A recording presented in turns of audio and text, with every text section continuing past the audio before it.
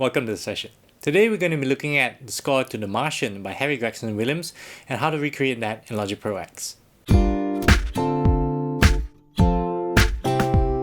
This particular theme, called Making Water, has a really good build-up from start till end. It's got this feeling of determination, this feeling of strength to it, so let's have a listen. So here's the project for The Martian, and it's at 116 beats per minute, and here's how it sounds.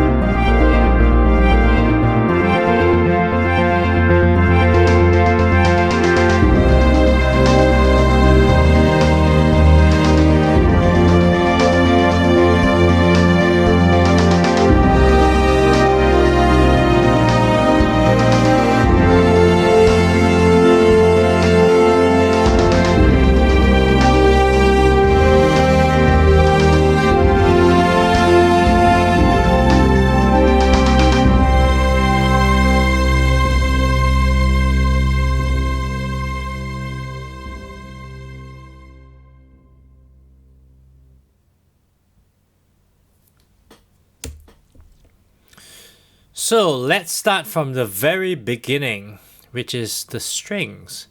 Now, there's this really deep bass that's going on here. It's pretty straightforward. They're sort of paired up with the cellos like this. They sound like that.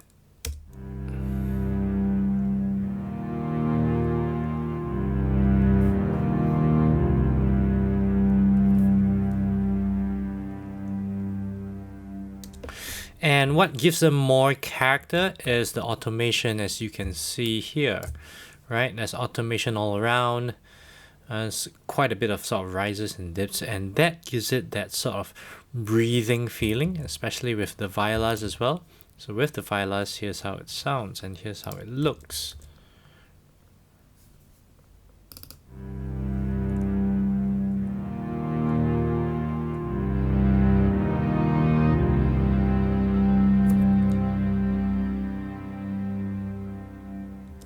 This is the standard strings you can find in EXS24, orchestral strings and basses legato. And same thing with the cellos.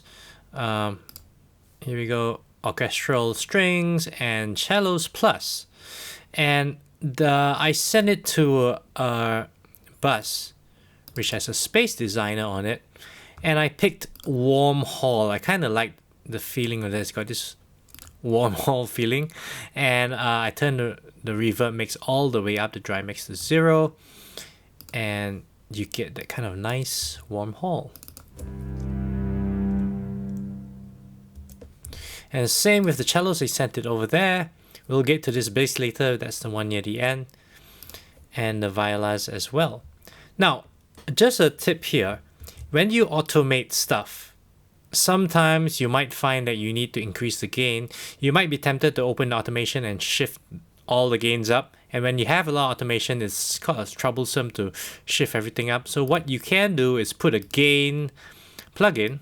So it's under utility gain, right? And you can mess around with the gain. So in this case, I felt like the violas needed more loudness, and I wanted to keep the dynamics in here. So I just put a gain and just added 3. So that's how you balance stuff out. Now, let's look at the rest of the song.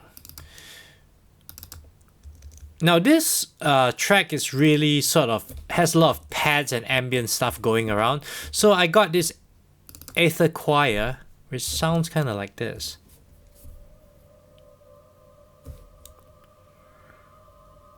Very ethereal choir kind of thing. It's alchemy. And I went to pick soundscapes, and I just picked the ones that I like, and that's why it's near A, and I moved it to distance. And you can hear that this really distant kind of choir sound coming along. So it's very pad-like stuff. And the next thing, which gives a lot of the melodic signature to the rhythm, is this harp, which you can find in orchestral harp. And it sounds like this.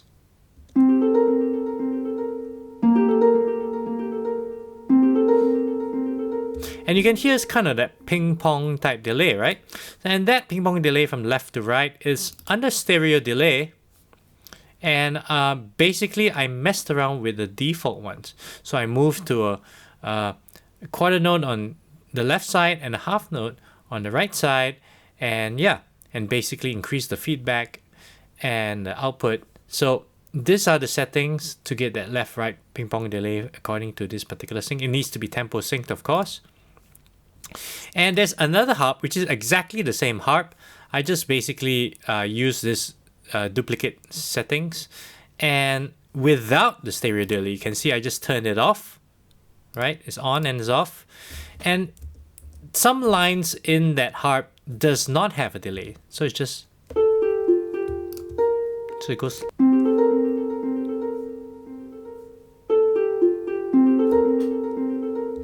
So, you know, you can mix different things along the way. And there's another harp here, which is the same harp, also with the stereo delay removed. But you can see that the levels here are very different. This one is, minus 1.7, and this one is a minus 8.4. And the pattern, I'm just going to play it. So it sits differently in the mix. And, you know, sometimes people use automation for different levels of a particular instrument. I prefer to actually just duplicate the instrument and change the levels if it's going to be a fairly constant level change in a different section. Now, we have the violas as well, and it's a pizzicato viola. It kind of goes like this.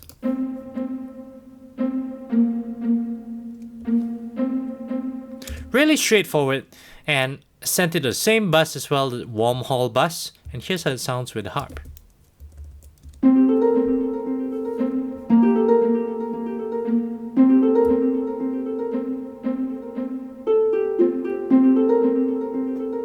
It's a pretty repeating pattern, and the bass though sort of shifts a little bit to bring the chord somewhere else. Now, I picked an ES2 bass, and I use an electric bass and the synth bass, and I mucked around with the cutoff to get, later you will see an automation come on, and this automation is the cutoff automation, LPF cutoff on the ES2. You can see it over here. You can find it here under filter and LPF cutoff. There you go. And that opens up the filter, and it gives a sort of brighter sound to it. So it starts off like this. Just an octave. Pretty unassuming. But when you get to this point,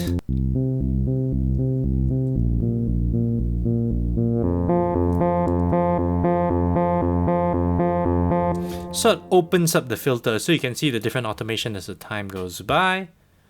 Let's close it up again. And that's kind of the first bit. When you put it together, it's going to sound like that.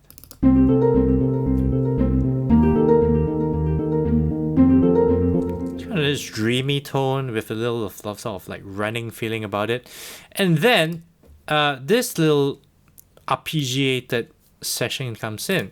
It's kind of like an ARP. I didn't use an ARP because the pattern seems to jump all over the place. It sounds like this. So this is one layer of it.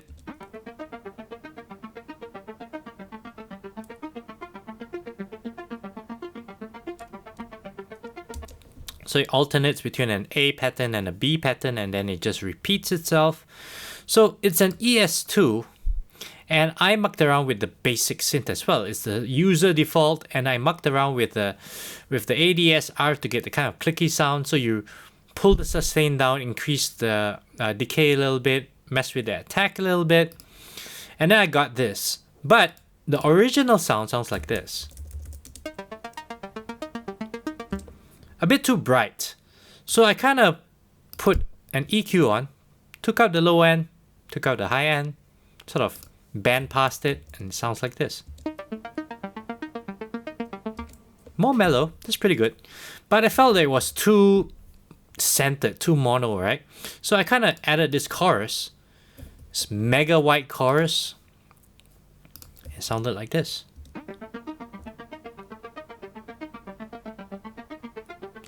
So it sort of like spreads it out to the left and right. Now, there's this little sort of same thing. I just copied the MIDI over on a sculpture track. Funky Lick Stratocaster. It sounds like that.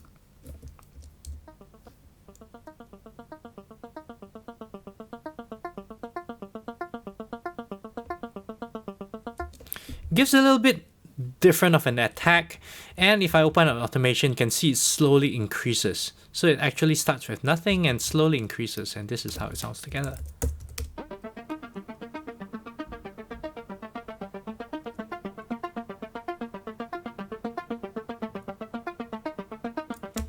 Kind of works well in the context of everything.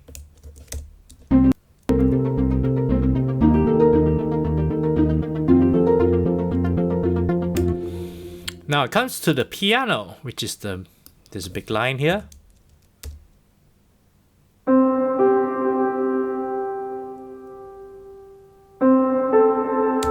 Now without the channel EQ, this is under acoustic pianos, classical piano. It's a bit too bright if you take out the EQ.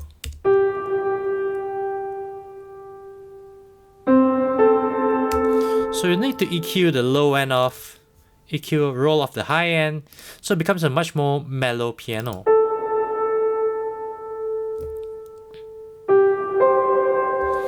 Now, we had to send it to a different reverb because this reverb is like, it needs to be super dreamy, right? So I went to a large space, halls, Dream Hall, and you know, dreamy, Dream Hall, and up the reverb, reduce the dry, and just send a gob load of it to that reverb, and you get that nice sort of ambient kind of sound. Really spacious kind of sound. And I doubled that with, under orchestral tune percussion, a glockenspiel. And I roll off the high end as well because the glockenspiel, you know, they tend to be really bright, and in this case it needs to be much darker. Same reverb, and when you pair it together, it sounds like this. You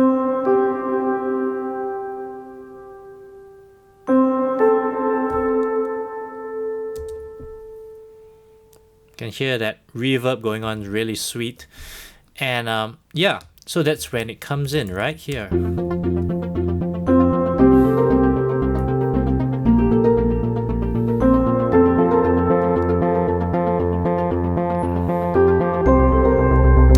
Now you can hear that bass come in. So this bass is an ES2 bass. I picked a synth bass, real fat. Now I mucked around with the cutoff a little bit. and I put an ARP. Now what this ARP is basically a 16th rate ARP. Very simple because I'm just playing one note. You can see I'm just playing one note, not two notes at any one time. So the pattern doesn't really matter whether it's ascending, descending, or whatever. It's going to sound like this.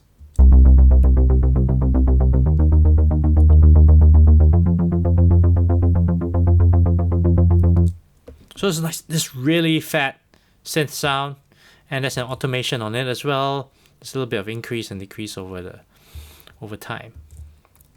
All right. And there's another choir here. It's actually very similar to the Aether Choir. I reckon it's probably just modified a little bit. Distance is still the same. Yeah, let's have a listen. I think it's just different levels.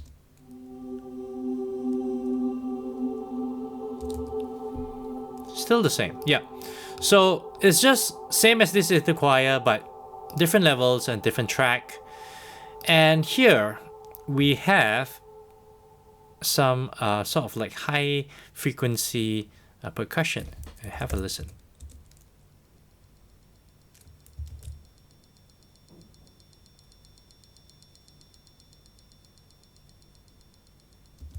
So it's kind of like this percussion that comes in and out. I use an ARP as well, a 1/16 ARP, and I used a two-step remix. Now it's over here. It's drum kit, drums and percussion, electronic drum kit, two-step remix. Send it to bus 1, and basically it's just that hat, right? And that's it. It's just the same thing throughout. And you have another little like pad-like thing. It's Alchemy. Under Arpeggiated Ambient International Mystery, I pulled it right in the middle here. And it sounds like this.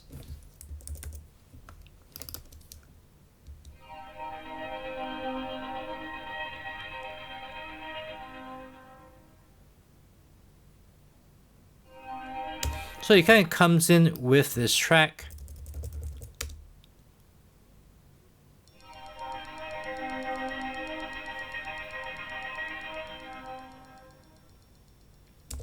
So when the track kind of disappears, this one disappears as well. It's just sort of like little textures to give it a bit more interest, right?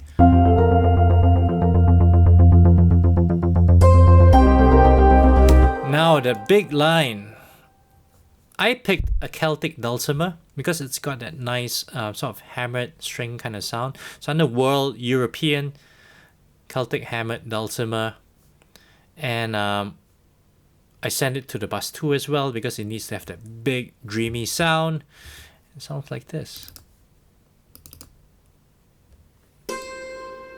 Now you notice that this is one track and this is the other track with the other note, the high note, and the low notes here.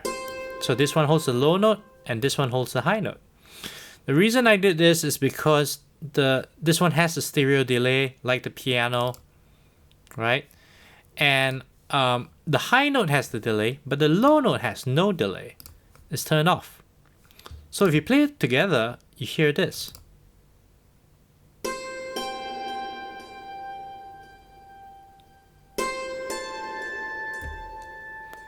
Only delays on the high notes, which is what it's supposed to be like.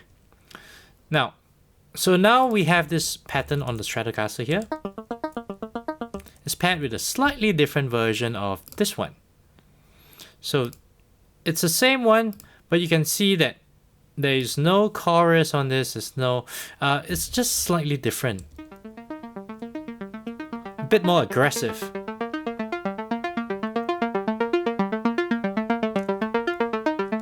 And there's an increase as well in sort of like the volume. It's part of all these automation that you can see in the track. They sort of give that life and character to the evolution of the track. So it's really important. Now we have this other one under pads, ambient, awake from a dream, and we pulled it over here a little bit. Here's how it sounds.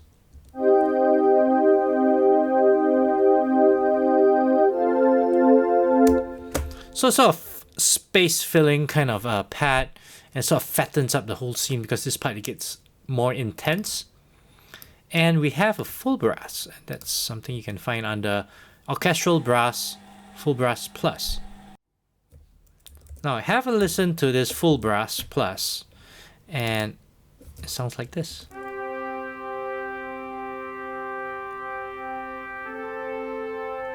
Just keeps building up and building up, you know. And we have another alchemy track. You can see that there's a ton of pads here, pads, vocal pads above the clouds, and it sounds like this.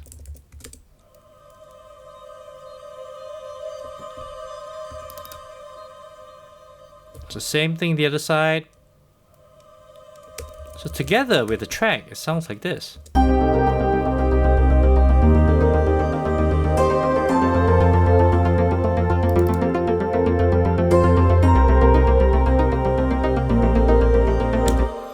So you can hear all these different textures working together, right? Which is pretty cool. And the next section, you get the Violas Tremolo. You can see there's a slight sort of like automation to increase the volume because this part is a whole build-up section. These are the patterns.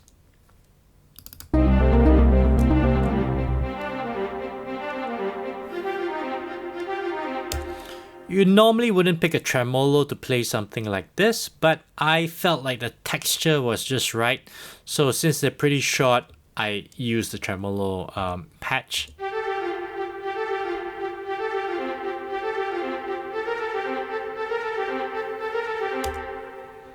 So it's playing this sort of like ostinato kind of thing. Same bus 1. I rolled off the low end a little bit because it felt like it wasn't needed in this space. Just have a listen, right? So a bit thinner. And there's this same pattern. And it sounds like a sine wave. And it's pretty much it because it's the standard EXS24 sort of like when you load up EXS24, this is what you get, a sine wave. And I wanted that basic sine wave sound together with this.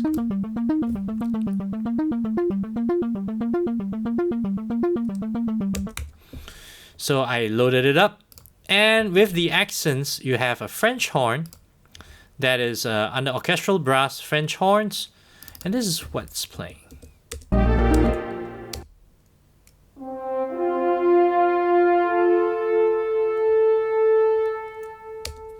No, really majestic kind of sound, and when you put it together, it really sounds good.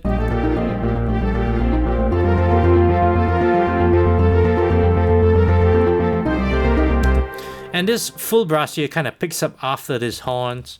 There's a bit of automation as well, so it kind of goes like.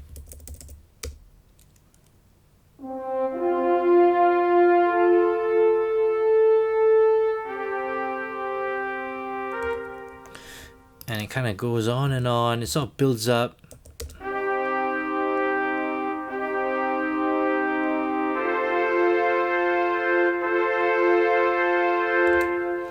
And with horns, they're mostly very close voiced chords. You know, they're all very close, clumped together, and it works really well for all of brass instruments. And then you have your viola line.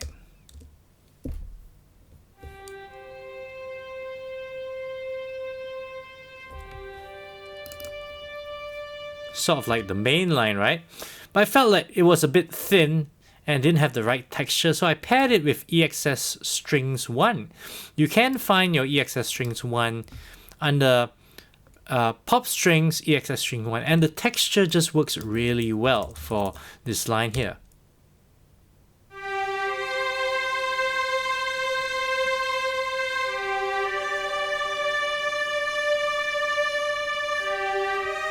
It's nice and big and dramatic, and with the percussion, we have something interesting coming in at this point. It's the only sort of like real percussion coming in.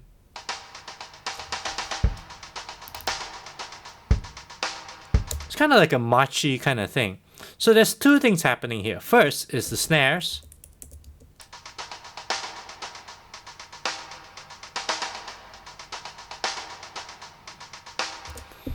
And it's actually a basic studio brush kit that you can find under Drums and Percussion's acoustic drum kits, studio brush kit. I EQ'd the heck out of it. You can use EQ tools, phone filter, wideband, and I just pulled it slightly wider, but you get this really like phone kind of sound.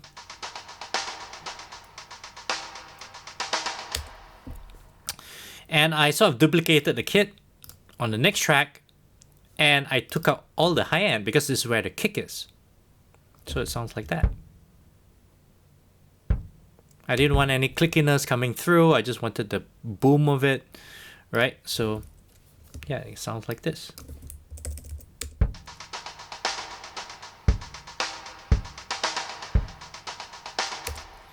And I pair that with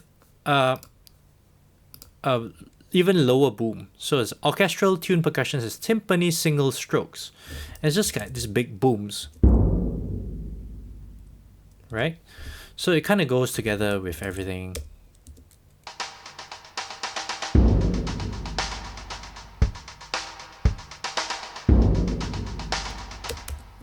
And that pairs with the bass that I said I was going to come back to on top here.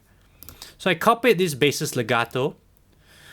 And what I did was I added an EQ and took off all the high end because I just wanted like really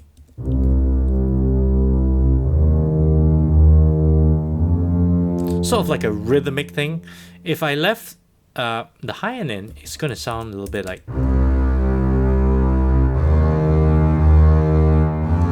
a bit too bright. So I took out all the high end and now it goes like this.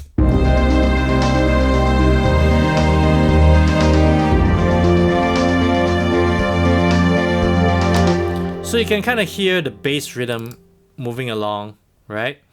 And I think that's pretty cool. And then it all goes along until it gets to the biggest point.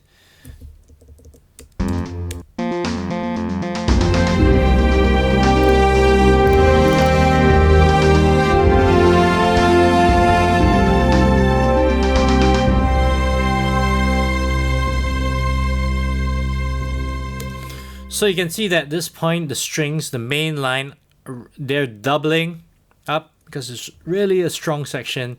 And at the end, you get sort of this string slowly going from forte to piano, pianissimo, like sort of dying off, right?